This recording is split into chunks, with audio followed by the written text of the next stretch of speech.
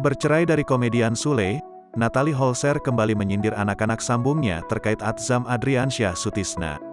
Diketahui, Rizky Febian, Putri Delina, Rizwan Fadila hingga Ferdinand tak lagi menjenguk anak bungsu Sule dan Natalie Holzer itu. Kini, hubungan Natalie Holzer dengan Sule dan anak-anak sambungnya sudah mulai renggang.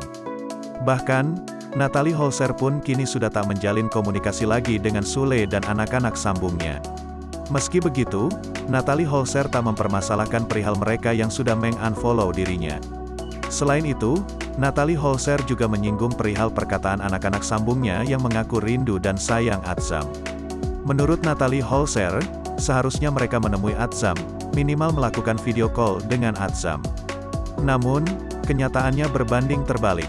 Walaupun kadang mereka juga suka manggung, suka ngomong kangen sama Atzam, sayang sama Atzam.